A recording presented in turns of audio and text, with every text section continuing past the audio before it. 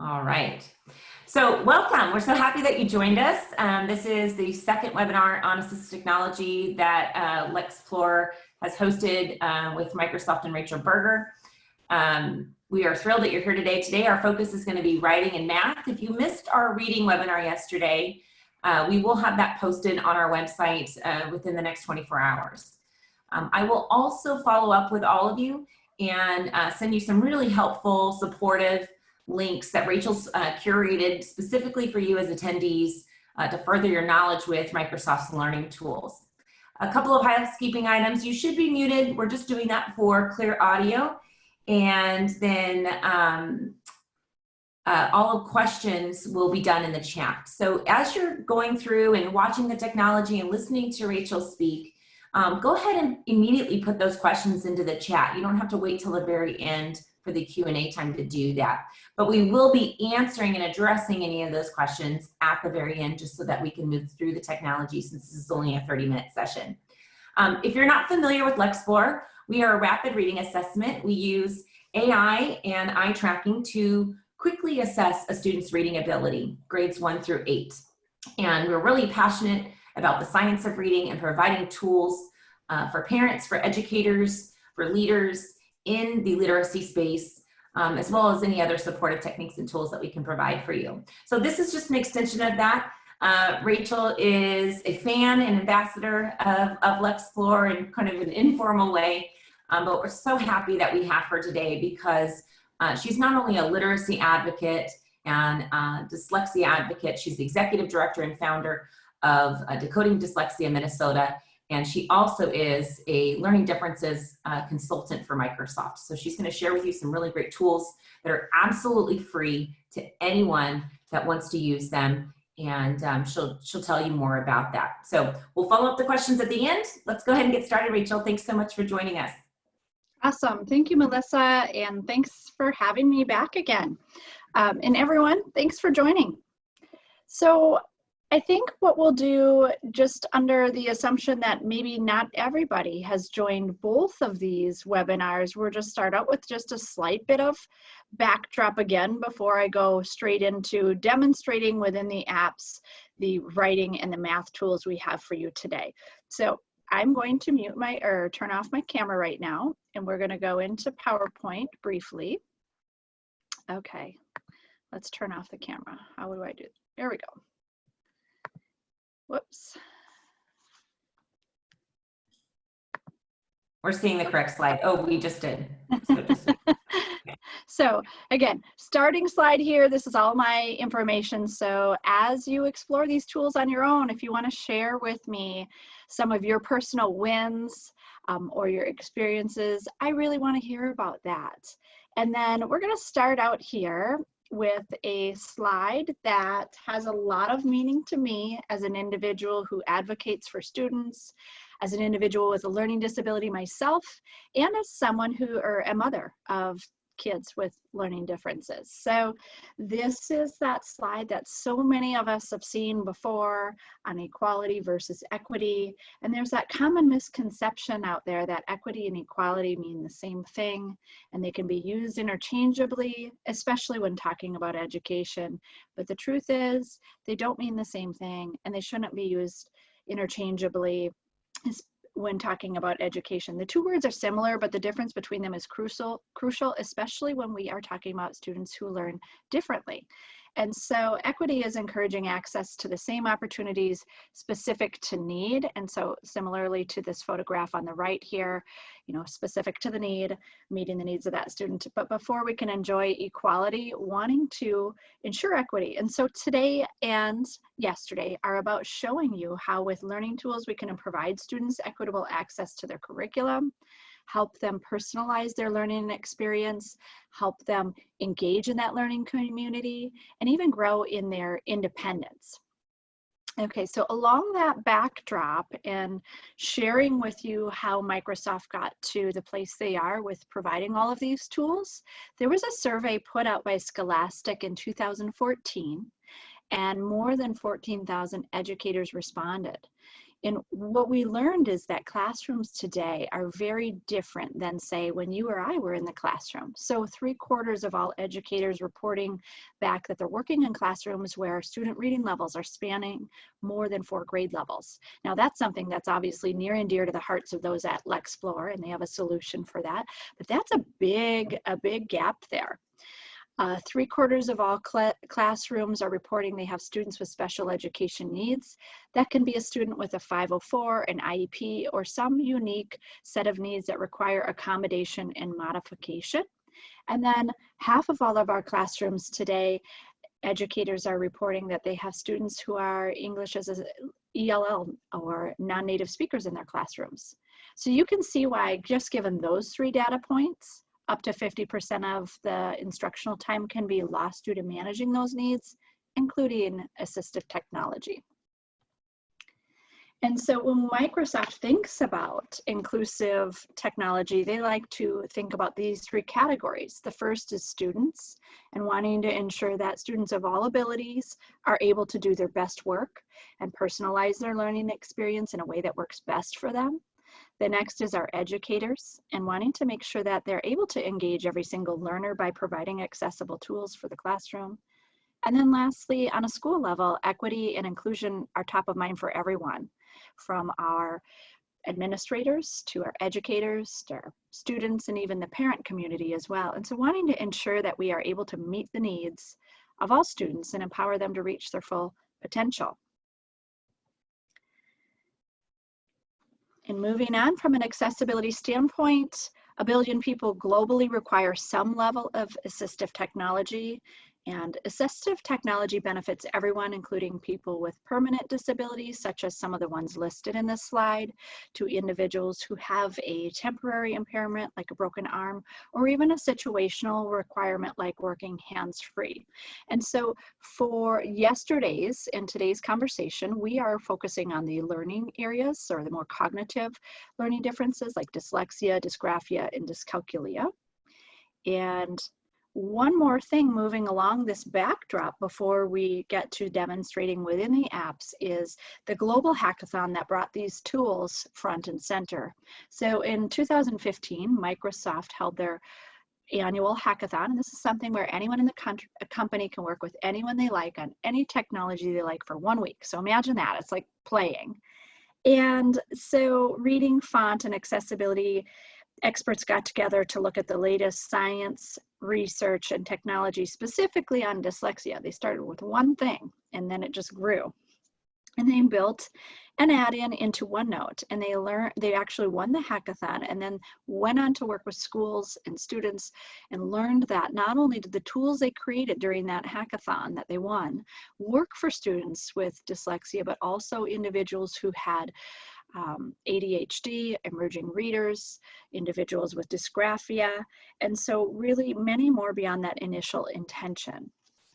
So I'm going to show you today, I'm going to escape out of our PowerPoint, and we're going to focus on reading or writing and math, and I'm going to show you how those tools have expanded beyond just OneNote and moved into other areas of serving individuals who learn differently. So let's go into Word. And I'm going to grab with my, actually, you know what I'm going to do? Let's change that. First, I'm going to show you a slide and an example on writing. So let's go back into PowerPoint. I apologize. I am calling out what I'm doing because I know oftentimes when we're learning something new, it can seem a little bit like a magic show up here. So I'm in PowerPoint.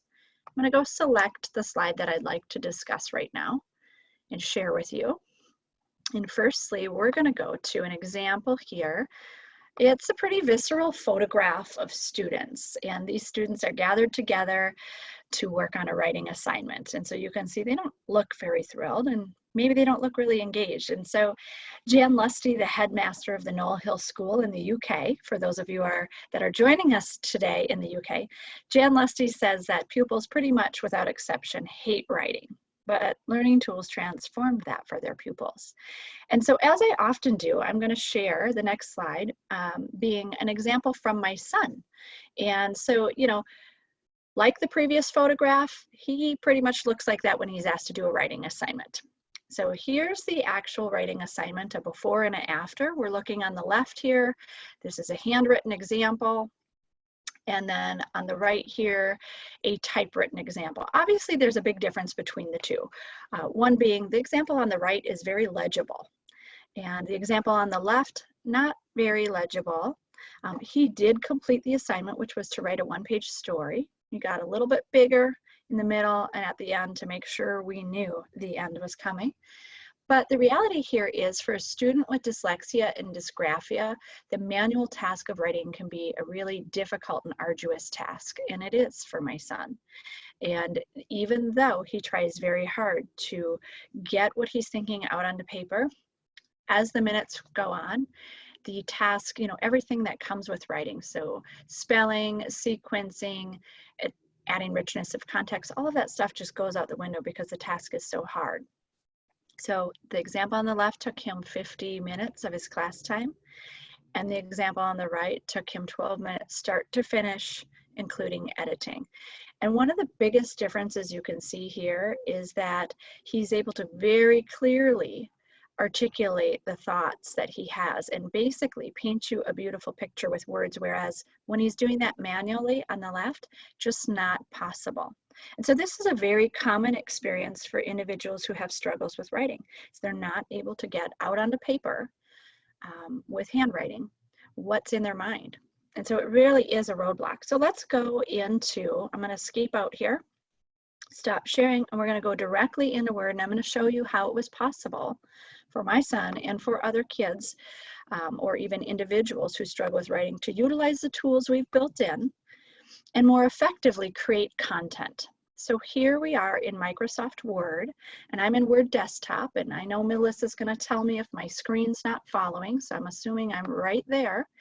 And we've got an example document up. So let's show you firstly, how is it possible to create that content? How did my son do that, and how are other students doing that? So we're under the Home tab, and all the way over to the right here, we have dictation. And so when I click on that, I am now dictating my thoughts effectively in Word Desktop, period. I'm a user of dictation software daily. I use it as a way to do what I call a brain download of content before I further go in and edit and format my thoughts, period. Okay, so you can see how I very quickly and effectively was able to get content onto paper. And one of the things that I really like about our dictation software, and real story, I use dictation software, but what I really like is that it's very much like my iPhone, and it keeps up with my pace and is very clear with being able to pick up what I'm saying, and I didn't have to train it. So this is what my son used. And then what also helps students who are creating content that have a little bit more difficulty with writing is under our review tab. So oftentimes they need to toggle between both dictating and then having things read back aloud to them to see if it makes sense. Do I need to add anything additional? Did I forget something? So now we can use this read aloud feature here. I am now dictating my thoughts effectively in Word Desktop. Now you'll notice this is different. The read aloud feature here under the review tab is a little bit different than when we were using the immersive reader. And this is because, one, we're not getting that whole immersive reader visual experience. We are simply looking to have our text read back aloud to us. We do have the reading speed and the voice selections here, so you can change that. And you can skip ahead or skip back, and then your controls are right here. Okay, so those two features were what helped my son initially be able to create that content. So again, I'm just going to review for you under the Home tab. All the way over to the right, we've got dictation.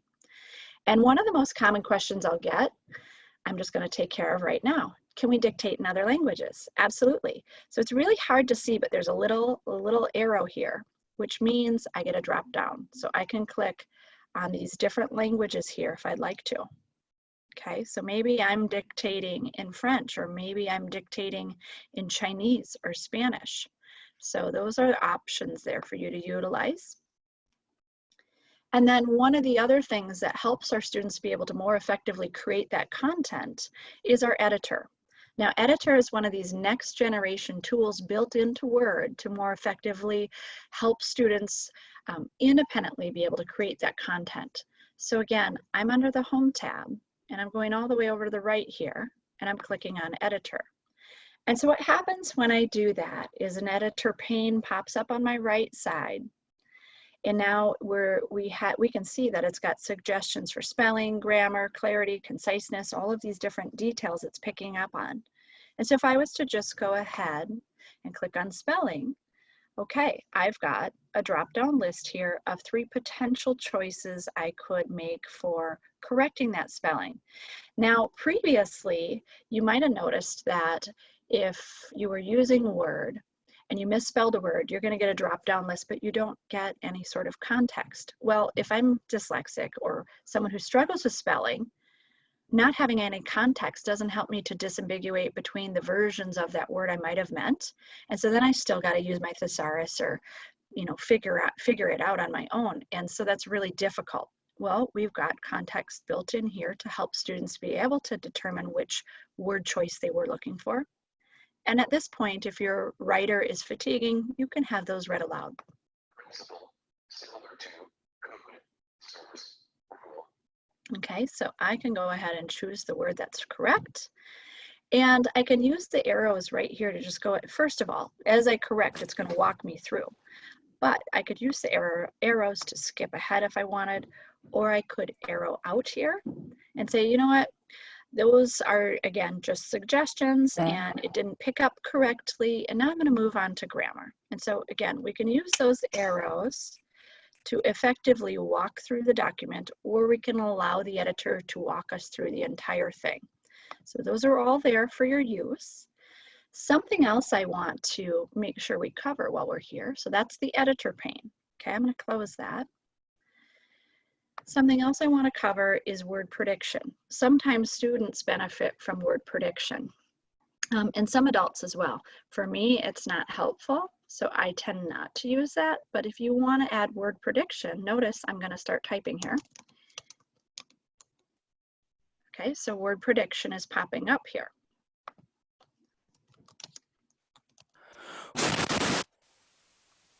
Okay, someone might need to mute their background, someone who recently joined. Okay, so word prediction, how do we get that? We can get word prediction by going into our search bar and type typing. And from there, we're going to pop up. All right, and when we do that, what we do is we can scroll all the way down to what we're looking for is our hardware keyboard. And so if we turn on show text suggestions as I type on the hardware keyboard, that's going to enable us with word prediction. Now, for those of you that I might be moving a little quickly, again, this is being recorded. You're going to be able to go back through it at your own pace and pick up on what I'm moving through here. So one more thing that I want to point out while we are in Word and talking about creating content more effectively for students who need to utilize these tools is under our review tab again. So going under the review tab, I always like to ensure that everyone knows, first of all, we've got translator here built in under the review tab. I can translate a section or I can translate the entire document. And so now thinking about this time of remote learning, but also when we go back to our traditional environment, we know that we have, especially if we look back at that one of those first slides, up to 50% of our classrooms have students with English who are non-native speakers, and their parents may be non-native speakers as well. And so we can use this translator to quickly and effectively translate a document and enable someone who's a non-native speaker to have access to that. I oftentimes think about IEPs and 504s specifically, or any sort of parent-teacher communication. But again, thinking about when we're writing, how this might be something we want to make sure that our students know about, our educators know about, and just the ease of utilizing this. And then one last thing again. Let's undo the translation quickly.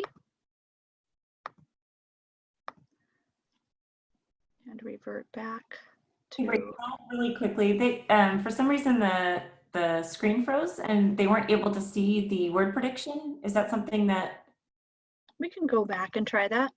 Yep, no problem. And translation. I don't know if there was a technical error or something, but they weren't able to see those. So I'm not sure where that interference is coming from, Melissa, but there's something that is popping up. Yeah, you're probably hearing it. Okay. Okay, so let's do this again. Melissa, if you don't see it happening, make sure to let me know. So under the review, this is where we have translation. So review, translator, clicking on that, translate the document. And now I can go to Spanish or any additional languages that I might choose. In my case, I am choosing Spanish because that tends to be most requested. So on my end, it's most requested. So there, we should be looking at the document translated to Spanish right now. Yeah, it's not, I think there's something going on with the, I don't know what's happening. I don't know. So did you see? And there's interference, but Melissa, were you able to see the buttons I was using to get it to? Okay, no, so I'm gonna stop share right now and I'm gonna go into a new share and see if we can do that. Okay, great, thank you. Mm-hmm. Hang tight, everybody. I don't know what that static noise is, and I've muted everybody multiple times, so I don't know what's happening. So are we looking at a document currently in Spanish? Yes. Okay, so let's check this out again. And if not, we might just need to move on because we've got to get to math yet. So translation button here is under the review tab. Is that working correctly, Melissa? Sorry, yes it is. Okay, so translate document. I'm in this case gonna go back to English. So you should see a translator pane popping up off to my right here. I'm scrolling through many different languages, selecting English and choosing the translate button. And now we should have a document popping up that's translated into English. Okay, so one last thing I wanted to show you while we're in Word and before we move to math is under the View tab again, we have Immersive Reader. And so again, from yesterday, we covered that Immersive Reader is built into many different places. It's built into OneNote, OneNote Online, Word Desktop, and Edge browser. And so again, Office Lens. And so just pointing out that here, again, under our View tab, if we wanted to, when we're done creating that document that we're creating for school or otherwise, we can fully click on Immersive Reader under the View tab and have that full Immersive Reader experience and have that document read back to us before we turn it in or send it on, okay? So let's do a stop share here. We're gonna go back into our OneNote notebook and we're gonna talk about math for the last couple minutes we have before we get to Q&A. Okay. Give me 1 minute here.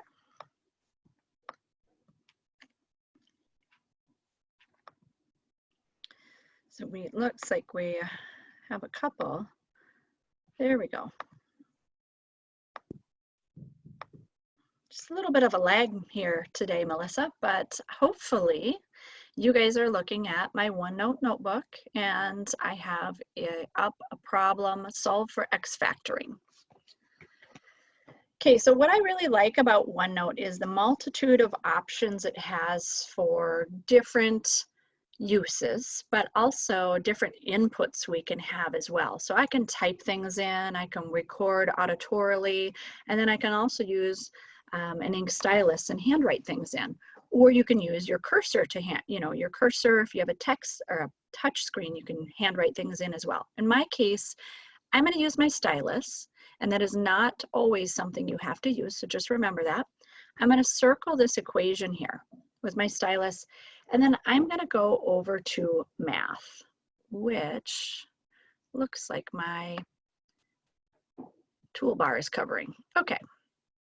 So we click on math, and from there what happens is I get a math pane that pops up, and I can select an action based upon relevant options for that equation. So in this case, I'm going to solve for x. And while it's really helpful to have the equation solved for me, what I really need as a student is to understand how that was done. So I can click on steps using factoring, and now I have the solution or the steps, the sequences utilized to solving that problem popping up here in this math pane for me.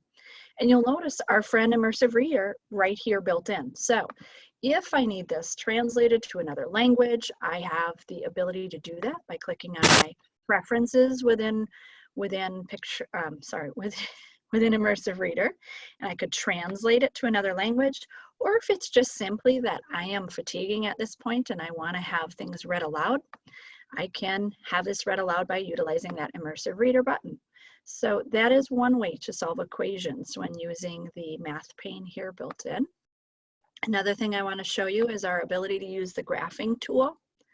So again, I've got an equation, handwritten this time.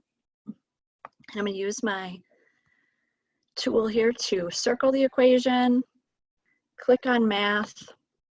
Now our math pane pops up. I've got a couple of different options. I can ink to math, or I could fix it just in case it picks up my handwritten equation in an incorrect way. In this case, everything's great, so let's select our action, and we're going to graph in 2D. You'll notice in the pane, I get this interactive graph that pops up. So wherever I'm hovering, I get the coordinates. And if you're like me and you might need to enlarge in that, you can zoom in. But let's go to our key graph features. So with key graph features, I can show the intercept, I can show zeros, and then I can go ahead back up to our graph here, and I can see those right here with that equation. And then I also have the option to insert this graph on the page. So really awesome graphing tool built in here with the into OneNote. And then one other thing I want to show you is that in particular, when you're talking about students who have dyscalculia, and one of my sons has this, oftentimes they benefit from what's called that reteaching. So my son doesn't often pick up on the tools or pick up on how to solve an equation the first time an educator runs through that. So what's really helpful is under the View tab, we can go to Replay, we can select our text, and we will get an ink replay on how that text was solved. So think about having a student do replay when their educators are teaching them how to move through the order of operations. Or flip that around and think about our educators who might want to know, well, how did my student arrive at that solution? You can use the replay to for both of those purposes, and I just love this tool. Sorry, I need a drink of water. So those are just a few ways that you can utilize the math tools, and I know we're a slight bit behind because I was repeating some of my steps in Word. So we're ready for Q&A right now, and Melissa, I'm going to allow you to go ahead and help us with some of those questions in the time that we have remaining. So sorry about that. It looks like maybe we've been hacked and I've put that person in the waiting room. They also renamed themselves. So, really? Wow, I've never been on one. Things to do with their day. Yeah.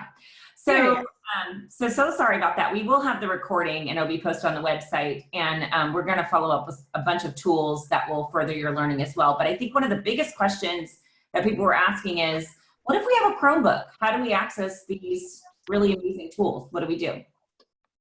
So if you have a Chromebook, you're going to want to use you're going to want to go to, OneNoteforTeachers.com and learn a little bit more about the tools.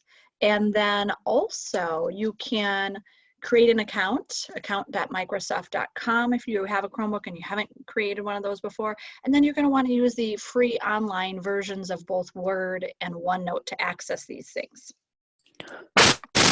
Sometimes I will also say Interesting. Sometimes people need to ask their administrators, their IT administrator, to allow these different tools to work. So just letting you know that sometimes you might need to do that. Okay, Melissa. The other question was, can you show us the immersive, the word prediction again? Because that got blocked for some reason a minute ago. So would you be able to go in and show us that again? I can, but while I'm setting that up, let's get some of the other questions teed up. I think somebody had a question, is it free for everybody, online and desktop? Yeah. And Well, desktop isn't necessarily free. If you have a Windows device, you can download the desktop one. okay. But the online version is. Okay, so is the but if you have the desktop version, the Yep. tools itself are free, correct? Absolutely. Yep. Okay. They're built in. Okay. And then also, what about, there was one other question about accessibility. Oh, do they have to have a certain version of Word on their desktop to have learning tools? Do you know? The version of Word that they want to use is the most recent, which I think was 2016. Okay. Yeah. So you know what? I wonder if showing a slide is I think I'm going to go with the slide on the word prediction, since we know we were having that lag and I'm not sure why it was happening, but I'm going to show you a slide on how that works. Thank you. So let's go to, oh, I need to share first. Excuse me. I keep forgetting that. I don't know why. My brain might be a little bit mush at times here. I don't know about the rest of you guys with the remote learning. And there we go. Here is our word prediction update, Windows 10, October 2018. So you can see on the left here, what you're going to do is you're going to type into your settings, typing, and then off to the right pops up your typing settings, and you're scrolling all the way down to hardware keyboard. Once you reach there, you're just going to turn on show text suggestions as I type. Okay, so. Okay. Yep. How about next questions? I think that's pretty much it. Is it's like any other technology, you got to kind of play with it. Sure.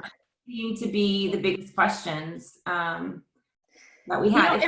If we have a minute more, I would like to share 2 more resources. Oh, terrific. Thank you. Yeah. So there's an all about immersive reader landing page, and this is the web link, and I'll make sure you have that as well, Melissa, when you're sharing with your registrants. But this landing page will give you all of the research on immersive reader, some how-to videos, some really awesome links for your usability. And again, I know we were talking about writing today, but this is, just an add-on in terms of things that you can access and utilize as you further your knowledge on these tools. So I'd recommend that. And then one more thing is, I know that we are a global reach today with this webinar. And so one more thing I want to make you aware of is the Made by Dyslexia, which is a UK-based global charity. They have partnered with Microsoft to create some training modules on dyslexia awareness. And so, Melissa, I know that's something near and dear to the hearts of those at Lexplore and myself. And so just want to make sure you know that you can take these Made by Dyslexia awareness curriculums from the comfort of your own home. They're self-paced and they're really wonderful. So Made by Dyslexia has a goal by 2025 that all educators will have taken these dyslexia training modules. So those are just a couple additional resources for you guys today. And anything else, Melissa? I think that's it. I think we're good. We're a couple minutes over. We had some pirating, which always makes life exciting. But I just want to say thank you, Rachel. Thank you so much for joining us. I know everybody found this extremely useful, and we're so thrilled that we can access these incredible tools on all different kinds of learning platforms for not just students, but for adult learners and business people as well.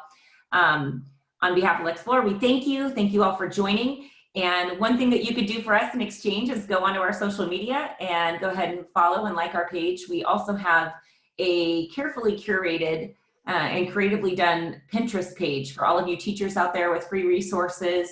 And you can also join us every day on social media with Lunch with Lexplore, where we have 3-minute quick videos for at-home teachers as well as educators that are out in the field that hopefully will soon be back in the classroom. So thank you and have a beautiful day, everybody. Take care. Thanks, everyone. And this will be posted on our website. I'm sorry if you didn't catch that at the beginning, but it will be posted within about 24 hours. Just go to lexplore.com, go to webinars, and you can find it there. Thank you. Thank you. Bye-bye. Bye-bye.